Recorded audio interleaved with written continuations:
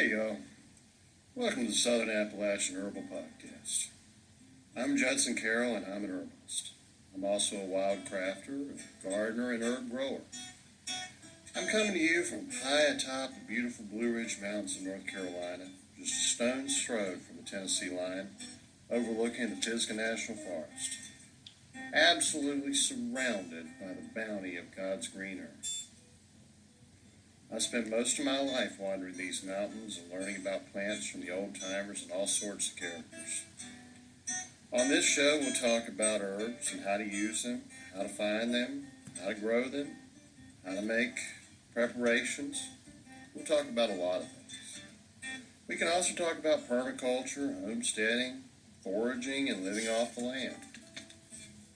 Most anything, really. You can email me at southernappalachianherbs@gmail.com if you have a question or a comment. You can also contact me through the Grow Network, where I'm a regular contributor and a moderator for the forums. And my blog is, of course, southernappalachianherbs@blogspot.com. All right, y'all. I'm going to sit my guitar down and let's talk about herbs.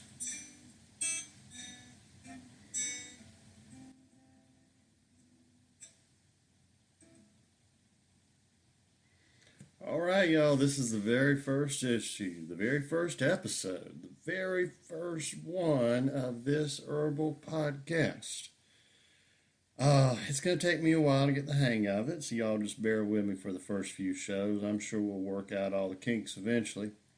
But I think maybe the best place to start is just to kind of give you my philosophy. You see, I got a lot of articles up on my blog. That's Southern Appalachian Herbs at blogspot.com. And a lot of you are going to be coming to me from the Grow Network, where I'm a regular contributor and help moderate the forums. So a lot of y'all know me. Those of you who don't know me can find out through the articles I've written on my blog. I tell you my history, where I come from, who I learned from, and really about everything.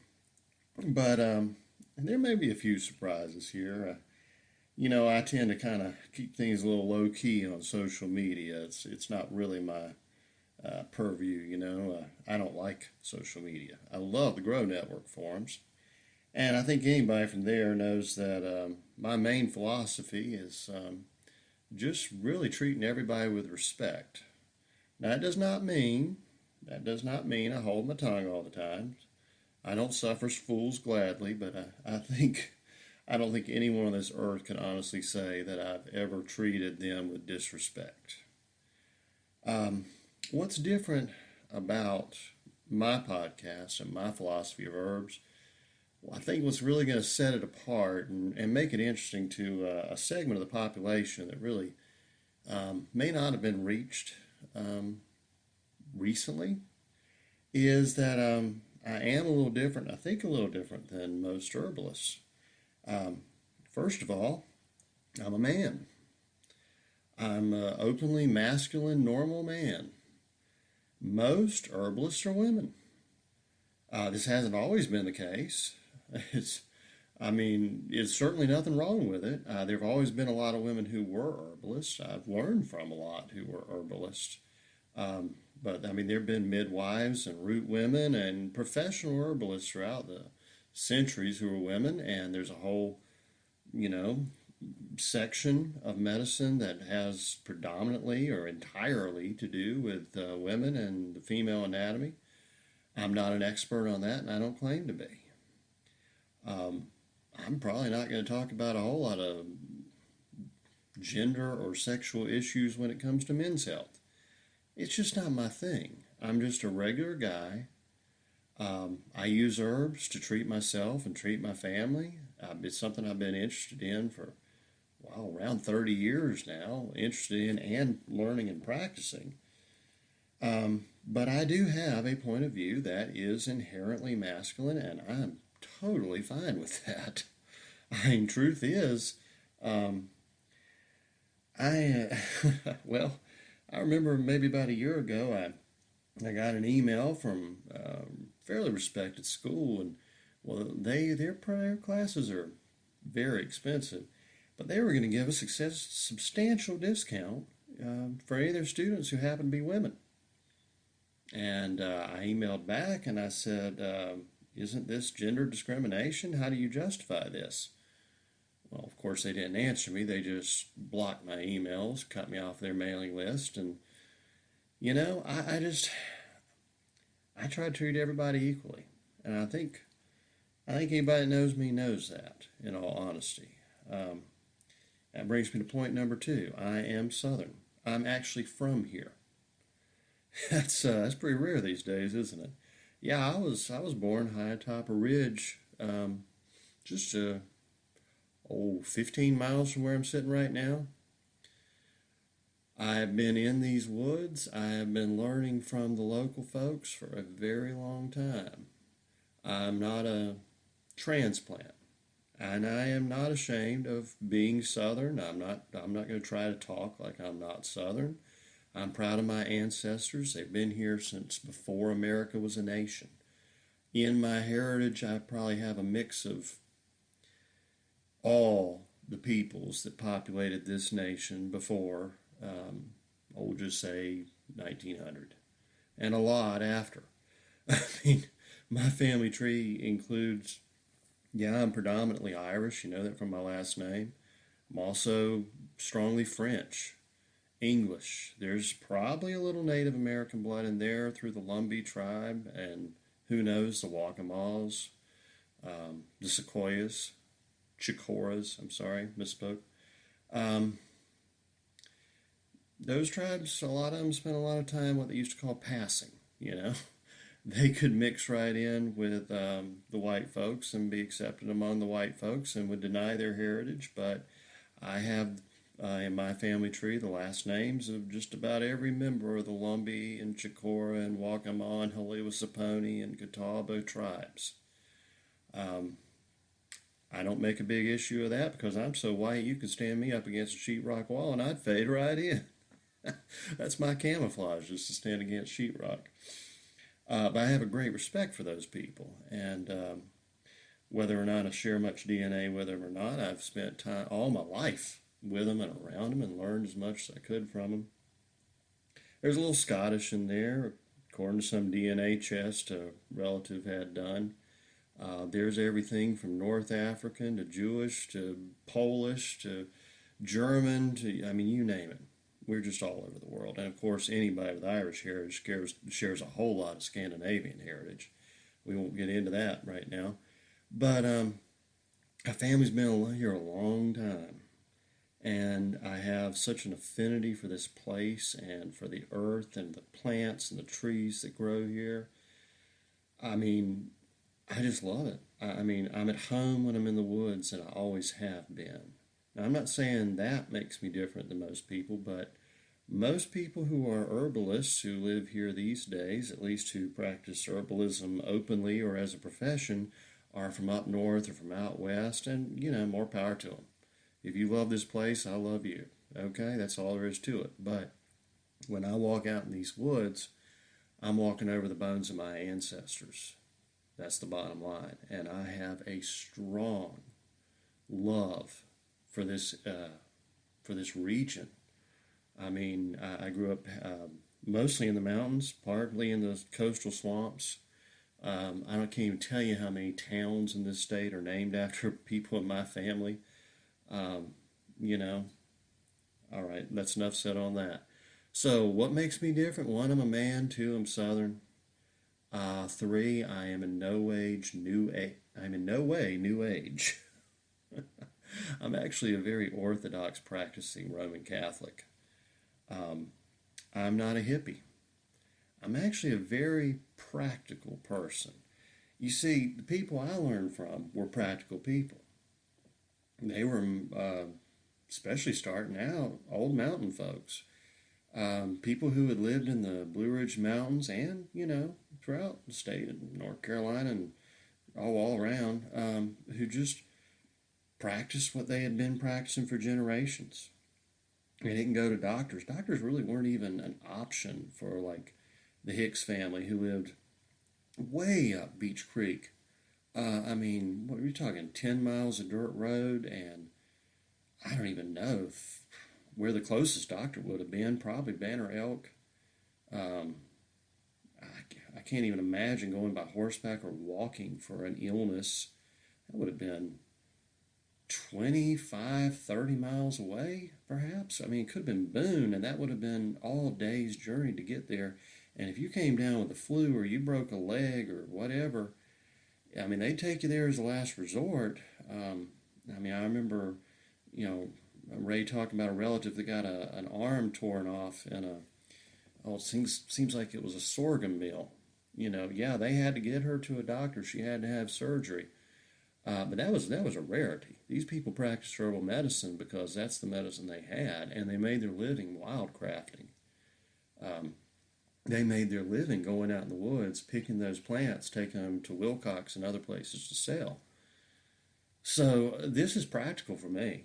I don't look at it as, woo woo Earth Mother talking to me. All right, I'm not a narrow minded person, but I'm not, like I said, I'm not a New Ager. Fact is, I studied traditional Chinese medicine for several years. I am pretty well studied and versed and practiced in Qigong and at least two schools of Tai Chi, and I even taught yoga for a while. So, yeah, a lot of ways I confuse people. But I do absolutely acknowledge herbal energetics. Herbal energetics is a big part of my philosophy of herbal medicine. But I tell you, the way I really look at it, I believe in independence and self reliance. When something breaks, I fix it. I do my own plumbing. I cook my own food. I change the oil in my old pickup truck. I do it because I can do it that way better than most, especially these days. Quality service is just falling apart all the way around us. Um, I can do it to suit my standards. I can usually do it a whole lot cheaper than paying somebody else. And that's kind of the way I look at herbs. I mean, if I get sick, I use herbs to treat myself and get well. If a family member gets sick, I use herbs to treat them and get well. Um, and if I speak with more confidence than most people, uh, well, let's just say I know what I know, and I'm willing to admit what I don't know. That's So many people these days are so afraid of speaking confidently, and I don't understand that, except that we become a nation and a society, a culture that relies more on credentials and some kind of government oversight than actual individual knowledge. I mean, it's not a great mystery to learn about herbs. You know, learn about the plant, identify it in nature, see how it grows, cultivate it in your garden, use it for a purpose. And after you tried and failed with it, and you've felt it and seen it and smelled it and tasted it, you know about it and you should be able to talk about it. But then again, I guess, well, it's gotten kind of to the point in our society these days where men are afraid to be men. We can see that everywhere we turn. And I mean, I love women who are not afraid to be women. I mean, trust me. And I'm not getting any kind of gender roles. I don't care about that kind of stuff. But I will speak boldly, and that's just part of my personality. And I'll say things that probably offend people, and y'all are welcome to criticize me and argue with me. Frankly, that is showing me respect, and I'll answer in turn. That's showing you respect. A lot of people don't like to admit that these days. They say, "Oh, I'm triggered," and I run away. Well, I'm not a snowflake, and I don't get triggered, and I'm not going to talk about what I don't know, and I'm going to stand firm for what I do know. You know, um, this one podcast probably is going to be very different than others in that I am trying to stick to a time limit on everything. And on the rest of them, I really do want to talk about individual specific herbs and how to use them. But I think in this one, we're just kind of getting to know each other. Doc Watson was such a hero of mine. I followed him around for years. And he used to sit there and he'd be in front of, oh my gosh, he'd be at Merlefest or somewhere. And I mean, we're talking 40,000 people out there. And Doc, and of course he was blind, but he could hear that audience. And he'd sit there and say, you know, I just want you to be as comfortable as you would be in my own living room, and I'm going to be just the same.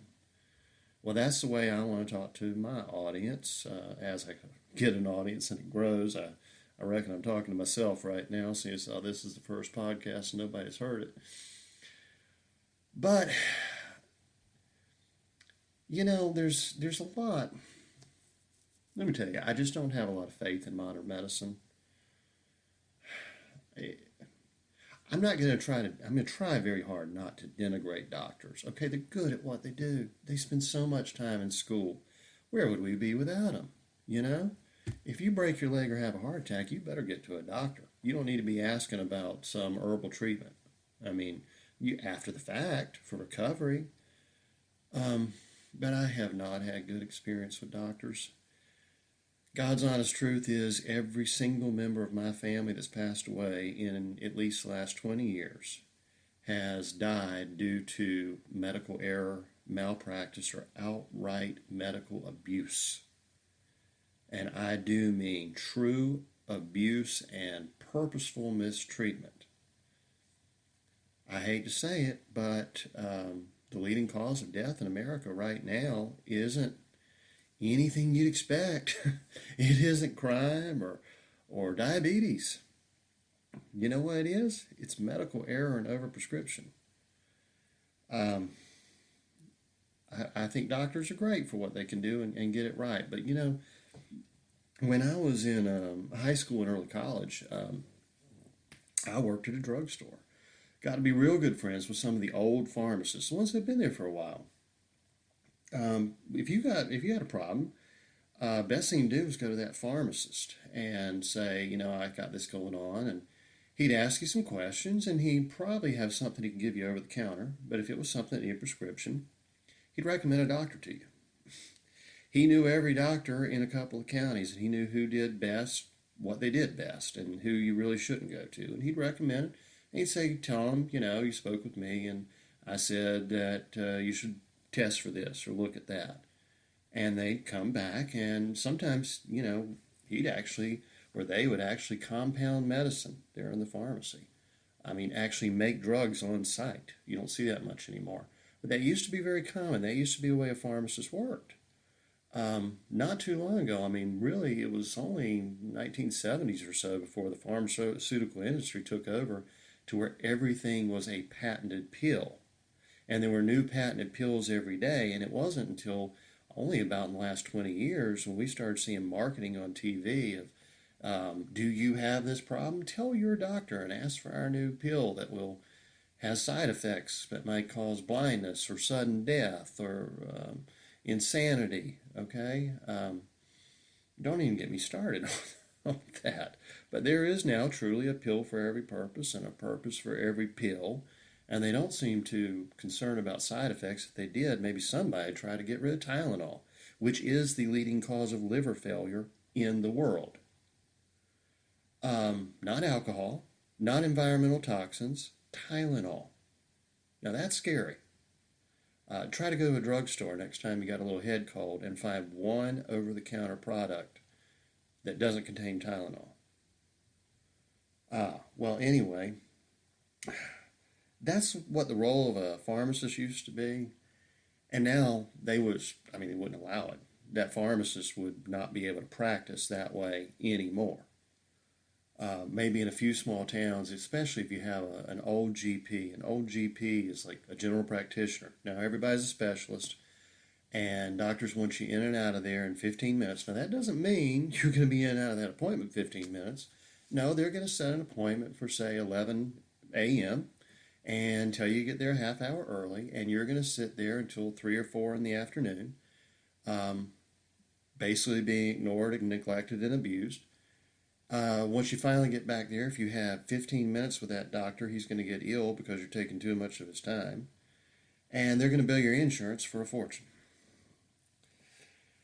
You're going to get very bad service. They're not going to check your notes very thoroughly. And if you happen to be prescribed 2 medications that are contraindicated and you get sick and you call in on your deathbed, you might get to speak with a nurse who will then speak with the doctor on your behalf, who will then change your medication if you're lucky and you get there before you die. Now, that's my opinion, and that's my opinion because that's what I've seen. That's frankly exactly what killed my grandmother, okay? One doctor went on vacation, another doctor prescribed something he shouldn't have. She starts getting sick, only a nurse to speak to. Nurse says follow the doctor's orders. Bang, poisoned to death. And that's really just the tip of the iceberg. But like I said, they're good for what they do. Now, in my view, the role of an herbalist?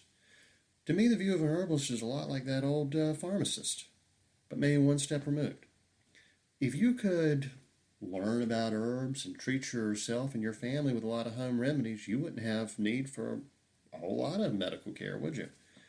Well, let's start there and learn that. That's a good thing to do. It's really good to take charge of your own life. Something about freedom and independence, remember? Well, let's say you can't figure it out on your own, so you call up someone like an herbalist. Go see him, talk with him. Someone who's devoted their lives to learning about the properties of plants and how they can be used to help people. That herbalist may have a really good suggestion. That herbalist might just be able to help you. However, that herbalist giving you advice to treat a specific medical condition would be acting illegally. That's not good. We'll get far more into that later. That is absolute anathema to everything my ancestors came here and fought for, and those who are already here fought for and continue to fight for today. We'll get into that another day, though. Well, if that herbalist couldn't help you, maybe he'd recommend you go to that pharmacist. And if that pharmacist couldn't help you, maybe he'd recommend you go to that doctor. And then there'd be a whole lot fewer people in a doctor's office. There'd be a whole lot less money spent on health care. There'd be a whole lot less money having to be spent for insurance. Let me tell you, y'all, I haven't been to a doctor in, I guess about 12 years now. That's right. I'm one of the very few people in the United States not seeing doctors regularly and not being on a ton of medication. Why? Because I was self-employed when Obamacare passed. And my premiums went through the roof. My deductibles went through the roof. I could not afford insurance anymore. But not because I could afford insurance beforehand. Don't get me wrong. That was fine. But after that, I couldn't afford insurance anymore. And they wanted me to take a subsidy. Well, I'm not going to do that. Now, if you had to, that's fine. I believe in charity. I believe that we have to help in whatever way we can people who cannot work and provide for themselves for whatever reason. But my personal dignity says I will work and provide for myself and for my family as long as I can, as best I can. If I get sick and have to go to a doctor, let's say I picked up a gun and went to all my neighbors and put it in their face and said, I'm sick, I have to go to a doctor, and you're going to help me pay for it. Give me all the money in your pocket. Well, that would be theft, wouldn't it? That would be illegal, wouldn't it? But see, if the government does it, we call that an entitlement. It's no less moral. When the government says, if you don't pay this money, you're going to jail, the IRS is going to get you, you have to pay a fine, and then someone says, well, it's your duty to help your neighbor, that's just as much theft as if I went and put a gun in somebody's face and did the exact same thing. There's a difference between charity and extortion or robbery. Again, a subject for another day. But I ended up without insurance. I know a lot of people that ended up without insurance. Now, that doesn't mean I haven't been sick. Gosh, I've been in the last 12 years using herbs. I think I've treated everything from colds and flu to broken ribs, dislocated shoulders, blown out knees, eczema, psoriasis, colitis, asthma. Wow, I mean, I could literally go on and on. Insomnia, allergies, anything most people would normally go to the doctor for. And if the doctors were to be honest, they'd say, well, you have a virus, there's not much I can do. Or you have an allergy, or you have an autoimmune condition. You need to just maybe look at changing your lifestyle, figure out what foods may be triggering this. But they don't do that. First of all, they're going to give you an antibiotic. Even though the CDC and everybody else in the world has said, please stop giving people antibiotics for viruses. An antibiotic won't kill a virus. An antibiotic will kill a bacterial infection. An antibiotic is good for many different kinds of infections, but it's not good for the common cold. By giving people antibiotics, you're creating antibiotic resistant infections that at some point will just kill us all. So stop doing it. But they won't do it. They're going to hand you a pill when you go in there. You know that. They don't think they've done their job if they don't hand you a pill.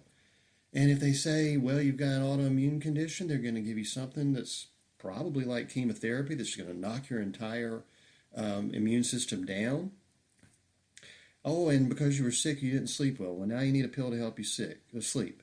And because you haven't been sleeping and because you've been sick, you're a little down. Now you need an antidepressant.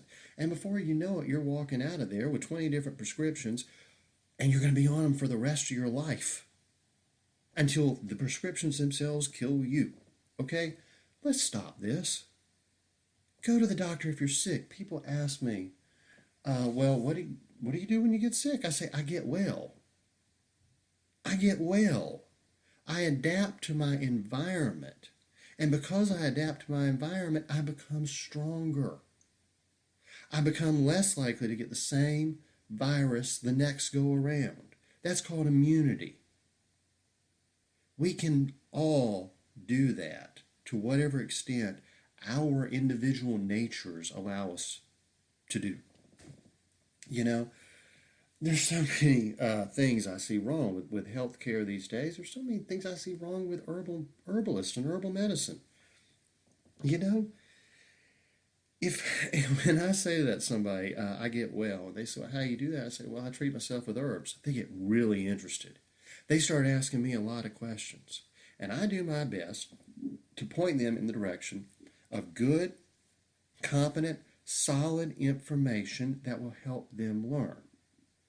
But unfortunately, we're dealing with a little bit of a dichotomy here that's coming from two directions. You see, we got on one side the government and the medical care professionals that say herbal medicine is 1, dangerous, 2, probably ineffective, and 3, should be outlawed. And on the other hand, we've got a lot of very uncredible people, maybe not uncredible to themselves and to their circles, but to other people that they need to be reaching. Now, what do I mean by that? Now, here's where I might get a little bit offensive. But if you listen to me this long, you probably already turned it off if this is something that's going to upset you. And if not, maybe hang with me a little bit, all right? What do you think of when you picture in your mind an herbalist?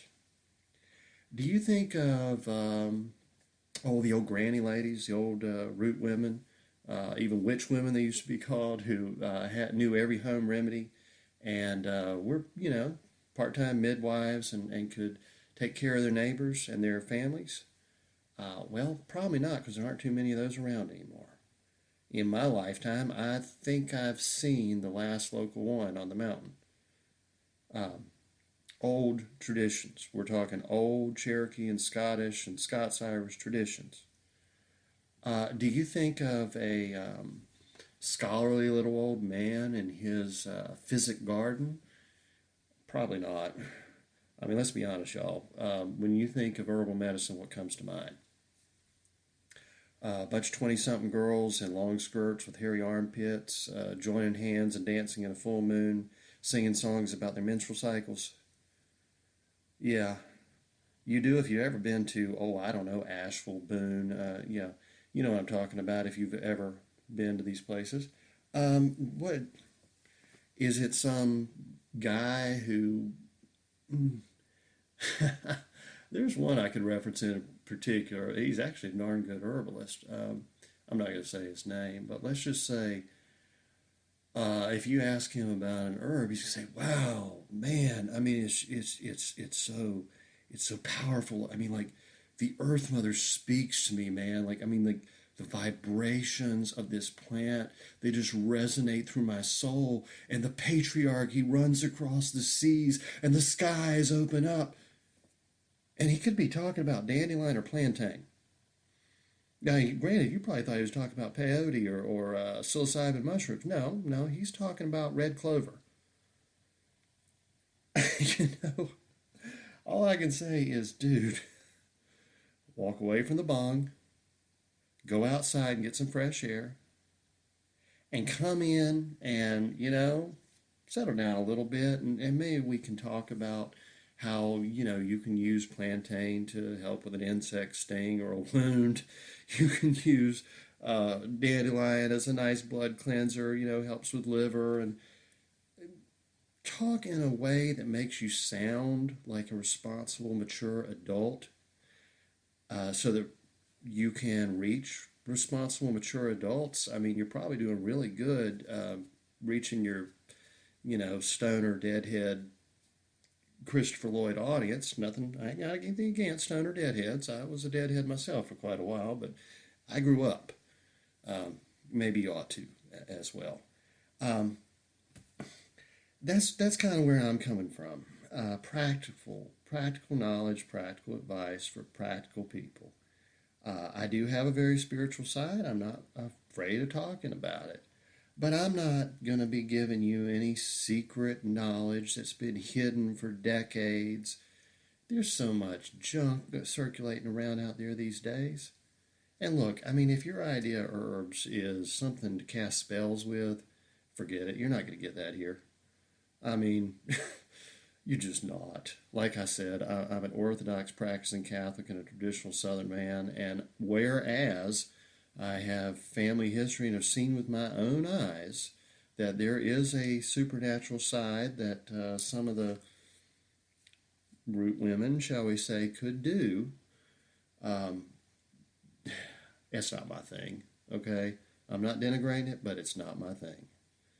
Um, in fact, speaking of all the junk out there, I mean, there is no secret knowledge. There is no lost traditions and knowledge. Now, there's some that are in very strong danger of being lost. But let's look at this from just an honest, practical perspective. The use of herbs for medicinal purposes has been a part of human history since day one. You can look in ancient Egypt. You can look with the ancient Arabs. You can look in the Bible. People were using herbs. There's, I mean, Hippocrates and Pliny and Galen and Dioscorides, and it was in constant use, becoming incredibly sophisticated even a few thousand years ago. People say crazy things like Christianity tried to stop herbal medicine. No, actually, from the fall of Rome right up until the development of, say, the French and British empires, it was Catholic monks and nuns who kept herbal medicine alive and kept adding to that tradition. Constantine decreed, an emperor, that every monastery had a medicinal urban garden. It was called a physic garden. Well, when you see a plant that says the officinalis, whatever it is, fill in, anything that ends in officinalis, means it was one of those plants used in traditional medicine in the Middle Ages, at least, by monastic medicine. I'll give you some names. Hildegard of Bingen. Hildegard of Bingen, 800 years ago, wrote extensively on herbal medicine and cures so incredible. I mean, she literally described cancer and treatments for cancer and autoimmune disorders before there was any concept of viruses or germ theory or anything. She was talking about viruses and germs. She said she got much of her knowledge through prophetic visions from angels. Maybe she did. It is a huge tragedy to say, oh, the patriarchy stamped it out. No, there was a woman right there 800 years ago writing extensively at a level higher than most of us can understand now. Okay? There were monks like the one that wrote Hortulus. Beautiful book on growing herbs. Okay? I mean, you should absolutely, his name escapes me right now, German monk. Again, we're going back over 800 years. Had that knowledge. It comes down through Father Sebastian Neep with his water cures and his very extensive science of herbal medicine. I guess that was somewhere around 1800. This medicine has been practiced for all of human history. What happened? Okay, well, the beginning of the scientific method, it wasn't the. All right, let's look at it this way. Right now, we're suffering through COVID. a new disease. We're looking for new cures. Everybody's freaked out. That happened big time when the Black Plague hit in Europe. All the medicine that came before couldn't really do much but treat the symptoms. They needed new medicine. That was also about the time that science was beginning to develop. So the scientists, well-meaning great people, started bringing in the use of chemicals and metals that hadn't been used by herbalists. And all of a sudden we had a new science and system of medicine. And with the scientific method, it eventually evolved to the point where, obviously you have to prove it. If you cannot prove it scientifically in a lab, it doesn't exist. Well, then it got to the point where if you can't see it under a microscope, it doesn't exist.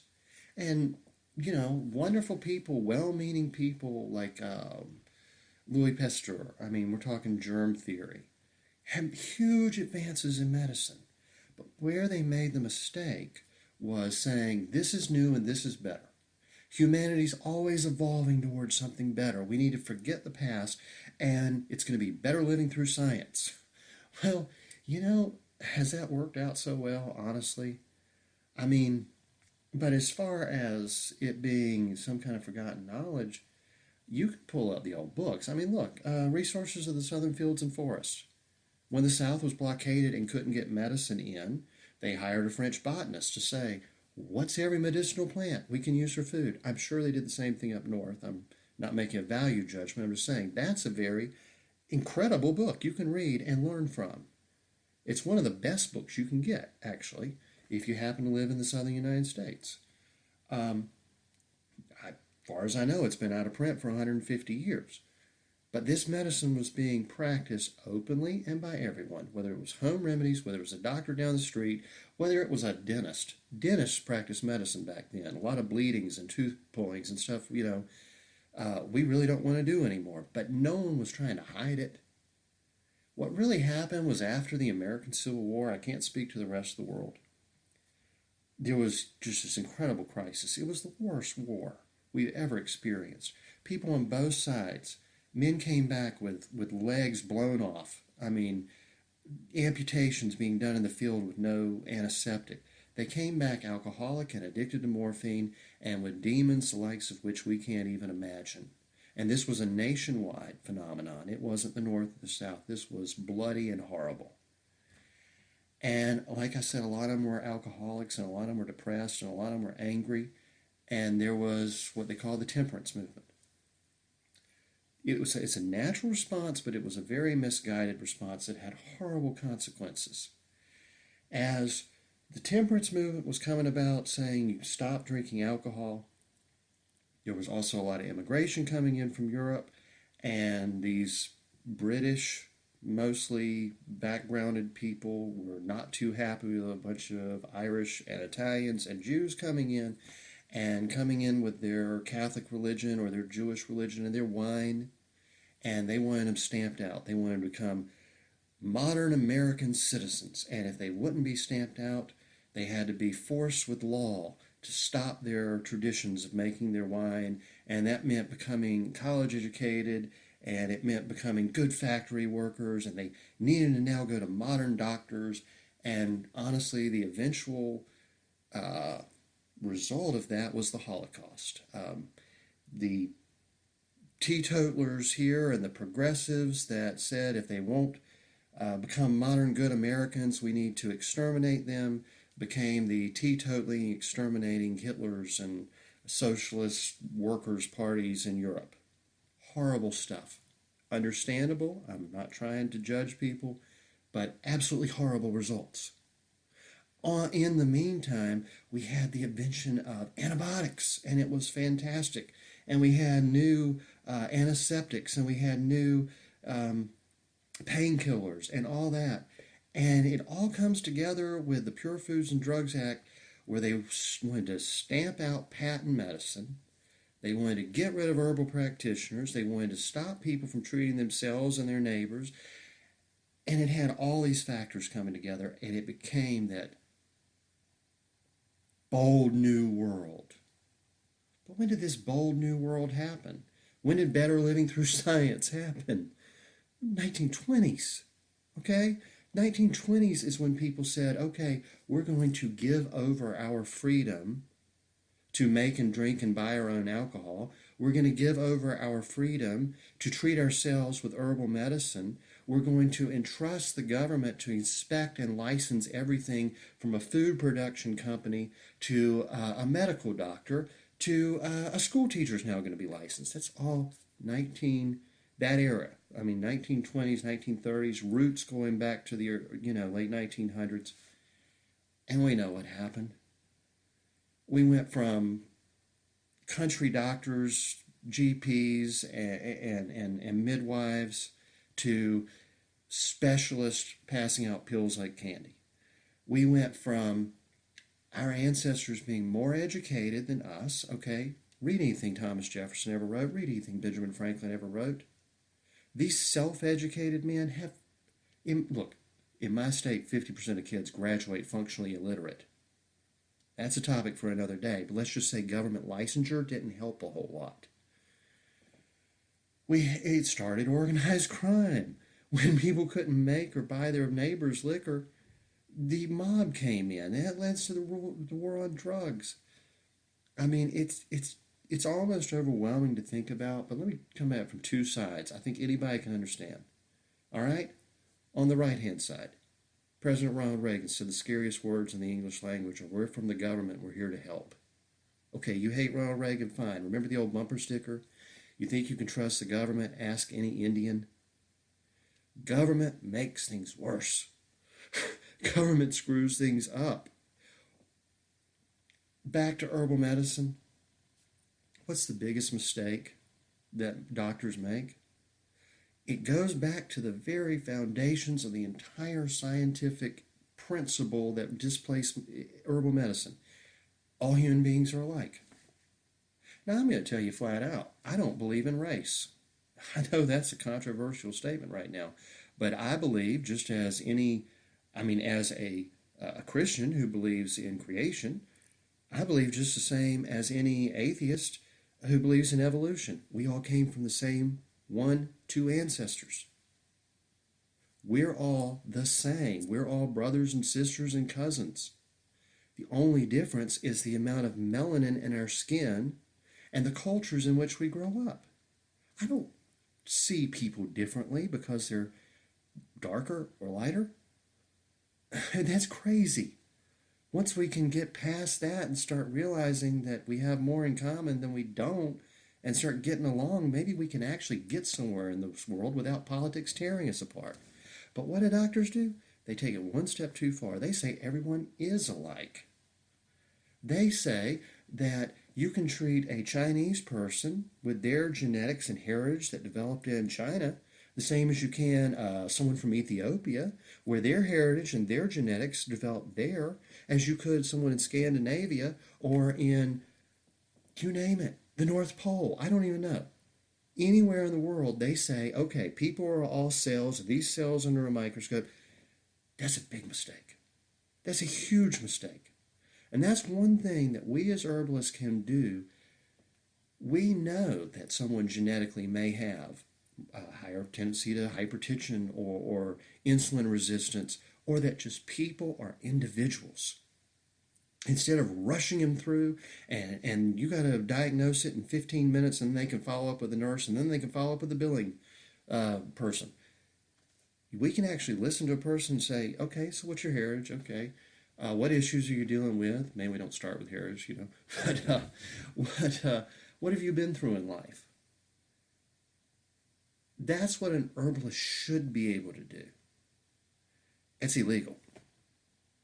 Now, plenty do it. It's only a matter, is someone going to report you? Okay, great. If you do it, Godspeed. You're doing the Lord's work, okay? I don't treat people. But when I treat myself, when I treat a family member, I know my history, and I know what's going to work for me, and I know what's not going to work for me, and I know what I'm willing to try and what I'm not willing to try. And that's a far more grounded, common sense, holistic, yes, idea of treating illness. That is actually what Hippocrates wrote about all those years ago on airs and waters and places. He said people are different depending on where they grow up and what they're exposed to. And you have to understand them differently and treat them differently. Wow, what a concept, right? We're all human, but we're all also different. And this is what I love about herbal medicine. This is one of the things that just fascinates me. People and plants tend to evolve together. You know, I get so frustrated with people who somehow see humans and nature separately. I mean, it's just commonplace these days for people to say, well, the world would be better off without people in it. Okay. Um, let's set aside that value of judgment for a while. Maybe take away someone's homicidal, genocidal tendencies. And let's look at this really practically. A deer, wonderful animal. I love deer. I love deer. I think they're just beautiful. I love to watch them. I love to see them, and I am very fond of hunting them. A deer cannot provide for itself. A deer can only find what it can find in nature. Deer have mass starvations when the population gets so high that they've exhausted their resources in an area. A deer cannot garden. A deer cannot care for itself or care for its environment. A human can. A human can both provide for himself and care for his environment and garden, and a human can also plant food and protect food and steward a deer. A bird can spread seeds. A bird cannot garden. A bird will not come back and water that seed. Nature works best when all of nature is working together. That includes humans. Humans are not separate from nature. So where our ancestors live, they cultivated the plants that they like best for food and for medicine. Where you live now, there were people living before who did that same thing. So where do I live? I live in the beautiful Blue Ridge Mountains. The people who lived here were Cherokee and a few other tribes. Then in come the Scots-Irish and the English and the Germans, each one of them bringing their medicines and their diseases and their strengths and their weaknesses. So everything around me is medicine and food. How many people think of their environment that way? I mean, I love to hear someone when they get into, Chinese medicine, as I did for a while. Any other tradition, and it's fascinating, they're learning, it's great. But what about what's in their own environment? What's right outside your back door that you can pick and you can use? It's amazing. I mean, just a couple years ago, I'm out cutting the grass and ran over a hornet's nest. Hornet comes right up and stings me on my left nipple, right near my heart. I start going into shock. What do? Well, there's some plantain. I had some tobacco. You can chew up a little tobacco and put it on there, and it will help an incredible amount. I had around me 4 or 5 different herbs growing in the very yard where I was trimming the grass. And, that's kind of when I came to the conclusion, you know what? I don't even care how this yard looks like anymore. I am not cutting this grass anymore. I've got a whole yard full of yarrow.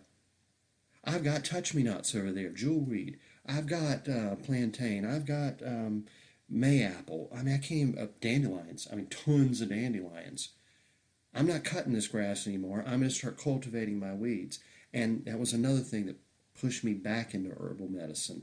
That realization that, I have actually come to take for granted because I'm so surrounded by it. I've got Solomon's seal, false Solomon's seal. I've got Jack in the Pulpits.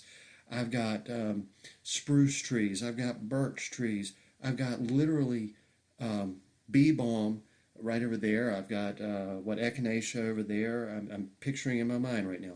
Yeah, there's ginseng up the hill. There's spikenard. There's sarsaparilla growing all through the bushes. I've got hundreds. There are herbs I won't even pick. I've got pink lady slippers growing all over here. I've got Indian pipe or ghost pipe. I could go on. I mean, there's reishi mushrooms growing in all the trees. And being surrounded by such a bounty, I had almost come to take it for granted. And then I realized What a blessing. What a bounty. It's wonderful. And I can spend my life as a naturalist, as an herbalist, as a permaculture gardener and farmer. Wow.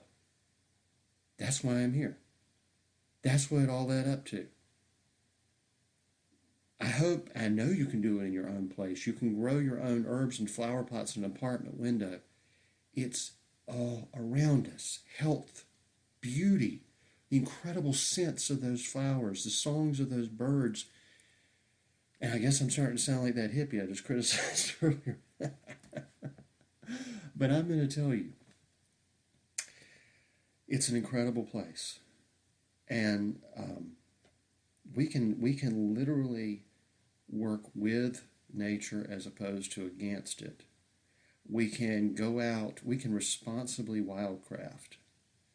We can go out where maybe someone is grading a property and destroying all those herbs and take them with those people's permission and plant them and cultivate them. There just never have to be an endangered species so long as humans do our role as stewards.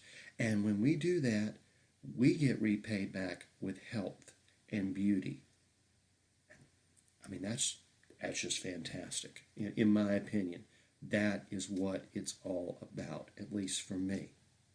Now, as I said, I'm only going to talk about what I know. And yeah, I can say things in a way that will offend people. I don't suffer fools gladly, that's for sure.